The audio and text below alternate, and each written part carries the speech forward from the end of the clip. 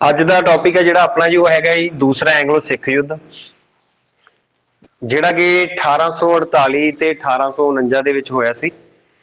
ਉਸ ਸਮੇਂ ਜਿਹੜਾ ਗਵਰਨਰ ਜਨਰਲ ਰਿਹਾ ਸੀਗਾ ਉਹ ਸੀਗਾ ਜੀ ਲਾਰਡ ਹਾਰਡਿੰਗ ਪਹਿਲਾ, ਉਹ ਸੌਰੀ ਦੂਸਰੇ ਐਂਗਲੋ ਸਿੱਖ ਯੁੱਧ ਦੇ ਵਿੱਚ ਜਿਹੜਾ ਆਪਣਾ ਸੀਗਾ ਲਾਰਡ ਡਲਹੌਜ਼ੀ ਸੀਗਾ ਜੀ, ਕਿਉਂਕਿ ਲਾਰਡ ਹਾਰਡਿੰਗ ਆ ਜਿਹੜਾ ਪਹਿਲਾ ਉਹ ਆਪਣੇ ਕੋਲੇ ਫਸਟ ਐਂਗਲੋ ਸਿੱਖ ਯੁੱਧ ਦੇ ਵਿੱਚ ਸੀਗਾ ਲਾਰਡ ਡਲਹੌਜ਼ੀ। ਠੀਕ ਹੈ। ਤੇ ਮਹਾਰਾਜਾ ਦਲੀਪ ਸਿੰਘ, ਦੇਖੋ ਮਹਾਰਾਜਾ ਦਲੀਪ ਸਿੰਘ ਫਸਟ ਐਂਗਲੋ ਸਿੱਖ ਵਾਰ ਸਮੇਂ ਤੇ ਸੈਕੰਡ ਐਂਗਲੋ ਸਿੱਖ ਵਾਰ ਸਮੇਂ ਉਹੀ ਰਹੂਗਾ ਜੀ। ਠੀਕ ਹੈ। ਤੇ ਪਰ ਜਿਹੜਾ ਆਹ ਪੋਰਸ਼ਨ ਹੈ ਜੀ ਇੱਥੇ ਲਾਰਡ ਹਾਰਡਿੰਗ ਆ ਜਿਹੜਾ ਇਹ ਬਦਲ ਜੂਗਾ ਜੀ। ਇੱਥੇ ਲਾਰਡ ਹਾਰਡਿੰਗ ਦਾ ਸਮਾਂ ਸੀਗਾ, ਲਾਰਡ ਹਾਰਡਿੰਗ ਪਹਿਲਾ, ਤੇ ਇੱਥੇ ਲਾਰਡ ਡਲਹੌਜ਼ੀ। ਠੀਕ ਹੈ। ਤਾਂ ਮਹਾਰਾਜਾ ਦਲੀਪ ਸਿੰਘ ਦੋਨਾਂ ਵਾਰੀ ਸੇਮ ਰਹੂਗਾ। ਪਹਿਲੇ ਐਂਗਲੋ ਸਿੱਖ ਯੁੱਧ ਦੇ ਵਿੱਚ 5 ਲੜਾਈਆਂ ਹੋਈਆਂ ਸੀਗੀਆਂ ਜਿਹੜੀਆਂ ਅਸੀਂ ਪੜ੍ਹ ਚੁੱਕੇ ਹਾਂ। ਠੀਕ ਹੈ। ਇਹਨੂੰ ਐਂਡ ਆਫ ਦਾ ਸੈਸ਼ਨ ਅਸੀਂ ਮਤਲਬ ਰਿਵਾਈਜ਼ ਕਰਾਂਗੇ। ਸੈਕੰਡ ਐਂਗਲੋ ਸਿੱਖ ਯੁੱਧ ਦੇ ਵਿੱਚ 4 ਲੜਾਈਆਂ ਹੋਈਆਂ। ਪਹਿਲਾਂ ਮੈਂ ਤੁਹਾਨੂੰ ਲੜਾਈਆਂ ਬਾਰੇ ਦੱਸਦਾ ਵੀ ਲੜਾਈਆਂ ਹੈ ਕਿਹੜੀਆਂ ਕਿਹੜੀਆਂ, ਫਿਰ ਆਪਾਂ ਉਹਨਾਂ ਬਾਰੇ ਥੋੜਾ ਡਿਸਕਸ ਕਰਾਂਗੇ। ਠੀਕ ਹੈ। ਜਿਹੜੀ ਇਹਦੀ ਪਹਿਲੀ ਲੜਾਈ ਹੁੰਦੀ ਹੈ ਜੀ ਉਹ ਹੁੰਦੀ ਹੈ ਜੀ ਰਾਮਨਗਰ ਦੀ ਲੜਾਈ। ਤੁਸੀਂ ਕੀ ਕਰਨਾ ਹੈ, ਤੁਸੀਂ ਕੋਈ ਵੀ ਕੁਐਸਚਨ ਇਹਨਾਂ ਦਾ ਸਟੱਡੀ ਕਰਨਾ। ਠੀਕ ਹੈ। ਇਹਨਾਂ ਦੇ ਵਿੱਚੋਂ ਕਾਫੀ ਸਾਰੇ ਕੁਐਸਚਨ ਬਣ ਜਾਂਦੇ ਆ ਤੇ ਤੁਸੀਂ ਇਹਨਾਂ ਦਾ ਕੀ ਕਰ ਸਕਦੇ ਹੋ, ਪਹਿਲੀ ਤੇ ਲਾਸਟ ਵਾਲੀ ਇਹ ਚੀਜ਼ ਤੁਹਾਨੂੰ ਹਰੇਕ ਨੂੰ ਪਤਾ ਹੋਣੀ ਚਾਹੀਦੀ ਹੈ ਜੀ। ਠੀਕ ਹੈ। ਜਿਵੇਂ ਇਹਦੇ ਪਹਿਲੇ ਐਂਗਲੋ ਸਿੱਖ ਯੁੱਧ ਦੀ ਸਾਨੂੰ ਪਤਾ ਪਹਿਲੀ ਕਿਹੜੀ ਸੀ, ਦੂਸਰੀ, ਤੀਸਰੀ, ਪਹਿਲੀ ਤੇ ਲਾਸਟ ਕਿਸੇ ਦਾ ਨਹੀਂ ਛੱਡਣਾ ਤੁਸੀਂ ਹਿਸਟਰੀ ਦੇ ਵਿੱਚ, ਕਿਉਂਕਿ ਬਹੁਤ ਸਾਰੇ ਕੁਐਸਚਨ ਨਾ ਫਸਟ ਤੇ ਲਾਸਟ ਦੇ ਕਨਸੈਪਟ ਦੇ ਉੱਪਰ ਬਣਦੇ ਹੁੰਦੇ। ਓਕੇ, ਠੀਕ ਹੈ ਜੀ। ਸੈਕਿੰਡ ਜਿਹੜੀ ਹੋਈ ਸੀ ਉਹ ਹੋਈ ਸੀਗੀ ਚਿਲਿਆਂਵਾਲਾ।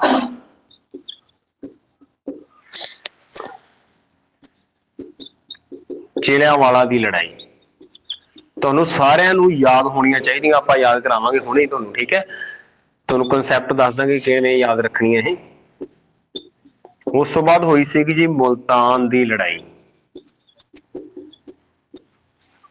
ਫਿਰ ਜਿਹੜੀ ਆਖਰੀ ਹੁੰਦੀ ਹੈ ਜੀ ਉਹ ਸੀਗੀ ਗੁਜਰਾਤ ਦੀ ਲੜਾਈ।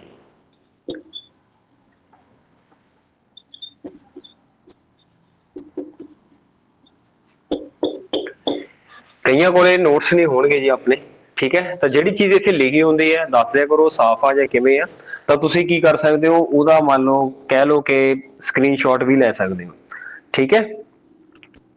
ਜਿਹੜੀ ਆਪਣੇ ਕੋਲੇ ਪਹਿਲੀ ਹੋਈ ਹੈ ਰਾਮਨਗਰ ਦੀ ਲੜਾਈ 22 ਨਵੰਬਰ 1800 ਤੇ 48 ਨੂੰ ਹੁੰਦੀ ਹੈ। ਠੀਕ ਹੈ। ਇਹਦੇ ਵਿੱਚ ਅਸੀਂ ਕੱਲ ਪੜ੍ਹਿਆ ਸੀ ਨਾ ਵੀ ਪਹਿਲੀਆਂ 2 ਲੜਾਈਆਂ ਕਿਹੜੇ ਵੀ ਟਾਈਮ ਪੀਰੀਅਡ ਦੇ ਵਿੱਚ ਹੁੰਦੀਆਂ, 1845 ਦੇ ਵਿੱਚ ਹੋਈਆਂ ਸੀ। ਇਹ 1845 ਦੇ ਵਿੱਚ ਹੋਈਆਂ ਸੀ, ਹਾਂਜੀ। ਤੇ ਇਹ ਹੋਈਆਂ ਸੀਗੀਆਂ 1800 ਤੇ, ਇਹ ਦੋਨੋਂ 1846 ਦੇ ਵਿੱਚ ਹੋਈਆਂ ਸੀਗੀਆਂ। ਤਾਂ ਉਸ ਤੋਂ ਬਾਅਦ ਜਿਹੜੀ ਆਪਣੇ ਕੋਲੇ ਨੈਕਸਟ ਹੁੰਦੀ ਹੈ ਚਿਲਿਆਂਵਾਲੀ ਦੀ ਉਹ ਹੁੰਦੀ ਹੈ 13 ਜਨਵਰੀ 1853।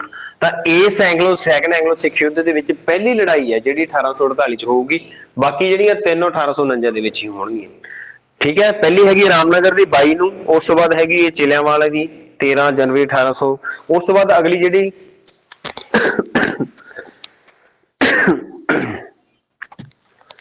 ਮੁਲਤਾਨ ਦੀ, ਇੱਥੇ ਨਾ 48 ਦਾ ਪੀਰੀਅਡ ਦਿੱਤਾ ਜਾਂਦਾ ਹੈ ਕਈ ਵਾਰੀ, ਪਰ ਇਹ 48 ਇਸ ਤੋਂ ਪਹਿਲਾਂ ਸੀਗਾ ਤਾਂ ਕਰਕੇ ਇਹਨੂੰ 48 ਦੇ ਪੀਰੀਅਡ ਦੇ ਵਿੱਚ ਗਿਣਿਆ ਜਾਂਦਾ। ਤੇ ਗੁਜਰਾਤ ਦੀ ਲੜਾਈ ਹੈ ਜਿਹੜੀ ਉਹ ਹੁੰਦੀ ਹੈ ਜੀ 21 ਫਰਵਰੀ 1849। ਆਹ ਇੰਪੋਰਟੈਂਟ ਆ ਤੁਹਾਡੇ ਲਈ, ਇੱਕ ਆਹ ਇੰਪੋਰਟੈਂਟ ਹੈ ਜੀ, ਇੱਕ ਆਹ ਤੇ ਇੱਕ ਆਹ ਇੰਪੋਰਟੈਂਟ ਹੈ। ਇਧਰੋਂ ਤੁਹਾਡੇ ਲਈ ਫਸਟ ਇੰਪੋਰਟੈਂਟ ਹੈ, ਇਧਰੋਂ ਹੈਗੀ ਹੈ ਤੁਹਾਡੇ ਕੋਲ 5th ਇੰਪੋਰਟੈਂਟ ਹੈ। ਓਕੇ, ਹੁਣ ਰਾਮਨਗਰ ਦੀ ਲੜਾਈ ਹੈ ਜਿਹੜੀ, ਰਾਮਨਗਰ ਦੀ ਲੜਾਈ ਦੇ ਵਿੱਚ ਵੀ ਕੀ ਹੋਇਆ ਸੀਗਾ ਜੀ, ਲਾਰਡ ਹਿਊਜ਼ਗਫ ਸੀਗਾ ਤੇ ਦੂਸਰੇ ਪਾਸਿਓਂ ਜਿਹੜਾ ਸੀਗਾ ਕਹਿ ਲਓ ਵੀ ਸੈਨਾ, ਸਿੱਖਾਂ ਦੀ ਸੈਨਾ ਸੀਗੀ ਲਾਰਡ ਹਿਊਜ਼ਗਫ।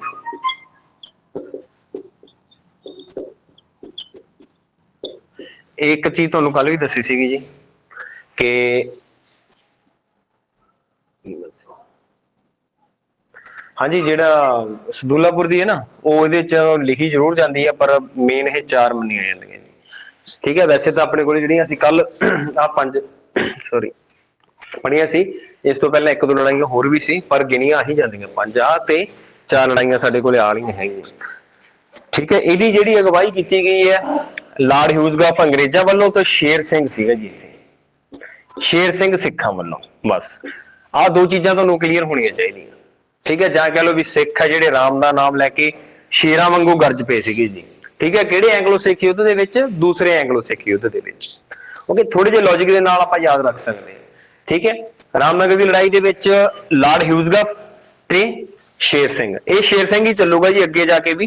ਜਿਹੜੀ ਚਿਲਿਆਂਵਾਲੀ ਦੀ ਲੜਾਈ ਆ ਉਹਦੇ ਵਿੱਚ ਵੀ ਇਹ ਦੋਨੋਂ ਬੰਦੇ ਹੀ ਕੰਮ ਕਰਨਗੇ। ਇਹ ਸ਼ੇਰ ਸਿੰਘ ਇੱਥੇ ਹੋਊਗਾ ਚਿਲਿਆਂਵਾਲੀ ਦੇ ਵਿੱਚ, ਇੱਥੇ ਇਹ ਲਾਰਡ ਹਿਊਜ਼ਗਾਫ ਹੋਊਗਾ।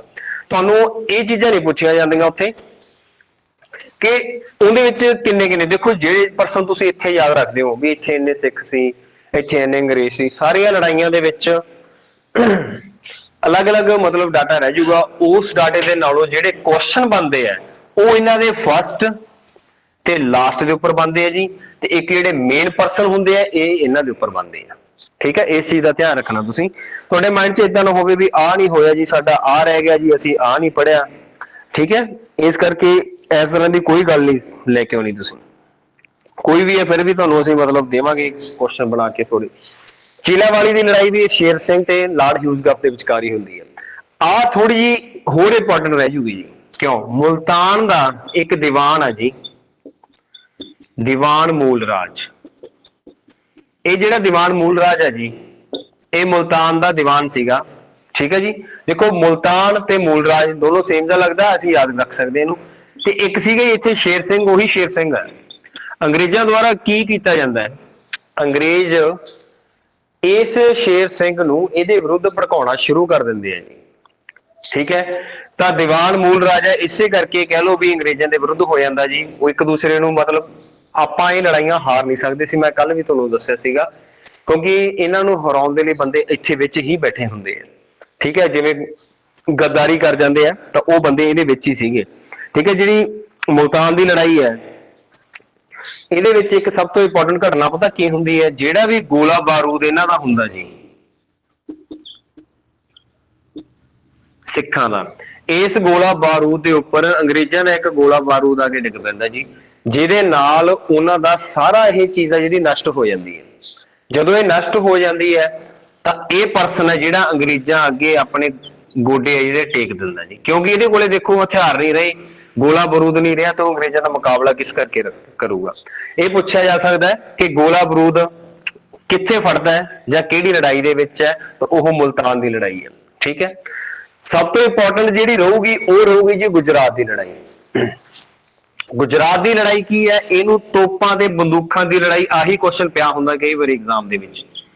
ਇਹਨੂੰ ਤੋਪਾਂ ਦੀ ਲੜਾਈ ਕਿਹਾ ਜਾਂਦਾ ਜੀ, ਠੀਕ ਹੈ, ਜਾਂ ਬੰਦੂਕਾਂ ਦੀ ਲੜਾਈ ਕਹਿੰਦੇ ਆ ਜੀ, ਬੰਦੂਕਾਂ ਦੀ ਲੜਾਈ। ਤੇ ਇੰਗਲਿਸ਼ ਦੇ ਵਿੱਚ ਇਹਨੂੰ ਬੋਲਿਆ ਜਾਂਦਾ ਹੈ battle of guns. Battle of guns ਕਿਹਾ ਜਾਂਦਾ। ਕਿਉਂ ਕਿਹਾ ਜਾਂਦਾ ਜੀ? ਕਿਉਂਕਿ ਇਸ ਲੜਾਈ ਦੇ ਵਿੱਚ ਸਭ ਤੋਂ ਜ਼ਿਆਦਾ ਗੋਲਾ ਬਾਰੂਦ ਸਿੱਖਾਂ ਤੇ ਅੰਗਰੇਜ਼ਾਂ ਦੁਆਰਾ ਵਰਤਿਆ ਗਿਆ ਜੀ, ਸਭ ਤੋਂ ਜ਼ਿਆਦਾ ਵਰਤਿਆ ਗਿਆ, ਇਸੇ ਕਰਕੇ ਇਹਨੂੰ ਇਹ ਕਿਹਾ ਜਾਂਦਾ ਜੀ। ਤੇ ਇਸ ਲੜਾਈ ਦੇ ਵਿੱਚ ਕੀ ਸੀਗਾ ਜੀ? ਜੇ ਉਹ ਪਰਸਨ ਦਾ ਨਾਮ ਯਾਦ ਰੱਖਣਾ ਤਾਂ ਇਸ ਜਿਹੜਾ ਗੁਜਰਾਤ ਦੀ ਲੜਾਈ, ਇੱਕ ਤਾਂ ਚਤਰ ਸਿੰਘ ਯਾਦ ਰੱਖ ਸਕਦੇ ਹੋ, ਇੱਕ ਚਤਰ ਸਿੰਘ ਯਾਦ ਰੱਖ ਲਓ, ਤੇ ਇੱਕ ਰੱਖ ਲਓ ਜੀ ਮਹਾਰਾਜ ਭਾਈ ਮਹਾਰਾਜ ਸਿੰਘ।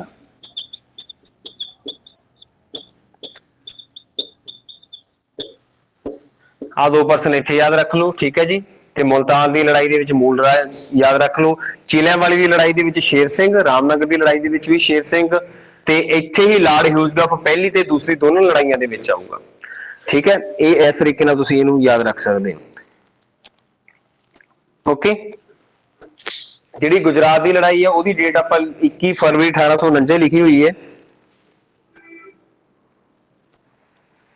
ਠੀਕ ਹੈ। ਤੇ ਇਹਦੀ ਜਿਹੜੀ ਆਹ ਡੇਟ ਹੈ ਇਹਨੂੰ 22 ਜਨਵਰੀ 1849, ਆਹ 3 1849 ਦੇ ਪੀਰੀਅਡ ਦੇ ਵਿੱਚ ਯਾਦ ਰੱਖਿਓ। ਆਹ ਕੱਲੀ ਹੈਗੀ 1848 ਦੇ ਵਿੱਚ ਹੋਊਗੀ, ਓਕੇ।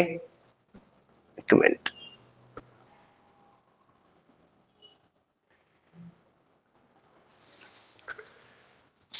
ਇੱਕੀ ਫਰਵਰੀ 1849 ਇਹ ਗੁਜਰਾਤ ਦੀ ਲੜਾਈ ਸੀ।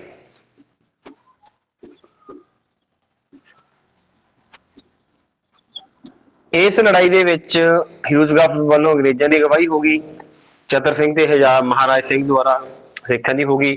ਬੈਟਲ ਆਫ ਗਨਸ ਦੇ ਨਾਮ ਨਾਲ ਜਾਣੀ ਜਾਂਦੀ ਹੈ। ਇਸ ਲੜਾਈ ਤੋਂ ਬਾਅਦ ਸਿੱਖਾਂ ਦਾ ਨਿਸ਼ਸਤਰੀਕਰਨ ਕੀਤਾ ਗਿਆ ਜੀ 14 ਮਾਰਚ।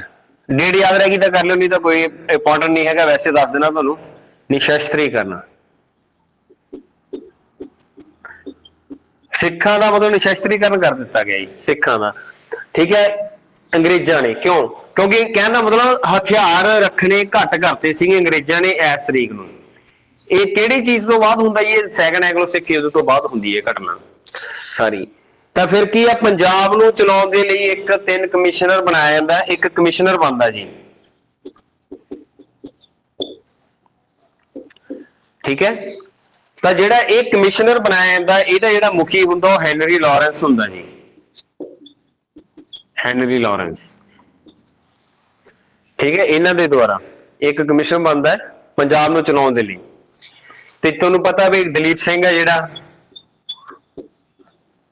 ਕਿਹੜੀਆਂ ਕਿਹੜੀਆਂ ਘਟਨਾਵਾਂ ਵਾਪਰ ਰਹੀਆਂ ਇਸ ਤੋਂ ਬਾਅਦ ਉਹਦੀ ਗੱਲ ਕਰਦੇ ਪਏ ਆ। ਦਲੀਪ ਸਿੰਘ ਨੂੰ 50,000 ਰੁਪਏ 50,000 ਪਾਉਂਡ ਦੀ ਪੈਨਸ਼ਨ ਲਗਾ ਕੇ ਕਿੱਥੇ ਭੇਜ ਦਿੱਤਾ ਜਾਂਦਾ? ਲੰਡਨ ਭੇਜ ਦਿੱਤਾ ਜਾਂਦਾ, ਉਹਨੂੰ ਲੰਡਨ ਭੇਜ ਦਿੱਤਾ ਜਾਂਦਾ। ਇਸ ਸੈਕੰਡ ਐਂਗਲੋ ਸਿੱਖ ਯੁੱਧ ਤੋਂ ਬਾਅਦ ਸਾਰੀਆਂ ਘਟਨਾਵਾਂ ਹੋ ਰਹੀਆਂ, ਠੀਕ ਹੈ। ਕੋਹੀਨੂਰ ਹੀਰਾ ਹੁੰਦਾ ਜਿਹੜਾ ਸਿੱਖ ਸੰਪਤੀ ਹੈ ਜਿਹੜੀ ਉਹ ਅੰਗਰੇਜ਼ਾਂ ਦੇ ਹੱਥ ਲੱਗ ਜਾਂਦੀ ਹੈ। ਕੋਹੀਨੂਰ ਹੀਰਾ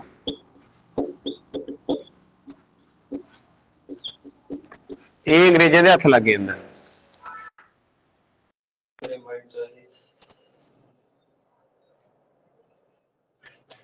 ਮਹਾਰਾਣੀ ਜਿੰਦਾ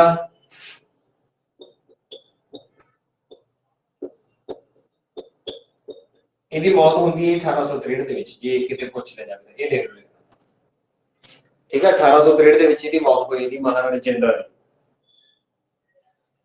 1863 ਦੇ ਵਿੱਚ। ਤੇ ਮਹਾਰਾਜਾ ਦਲੀਪ ਸਿੰਘ ਦੀ ਮੌਤ ਹੋਈ ਜੀ ਪੈਰਿਸ ਵਿੱਚ,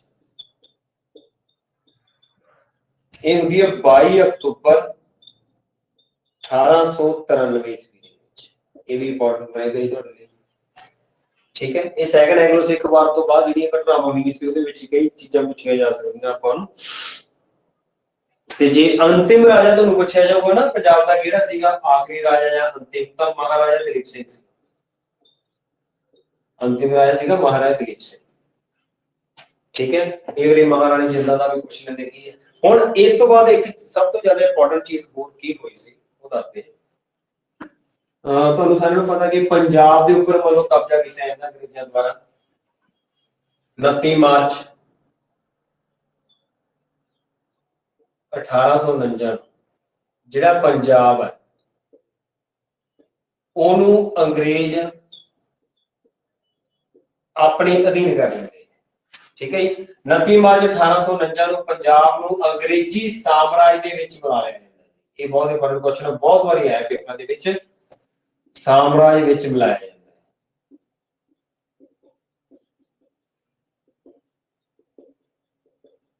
ਤੇ ਇਹ ਸਾਰਾ ਕੰਮ ਹੁੰਦਾ ਕਿਹਦੇ ਸਮੇਂ ਜੀ? ਇਹ ਕੰਮ ਹੁੰਦਾ ਜੀ ਲਾਰਡ ਡਲਹੌਜ਼ੀ ਦੇ ਸਮੇਂ।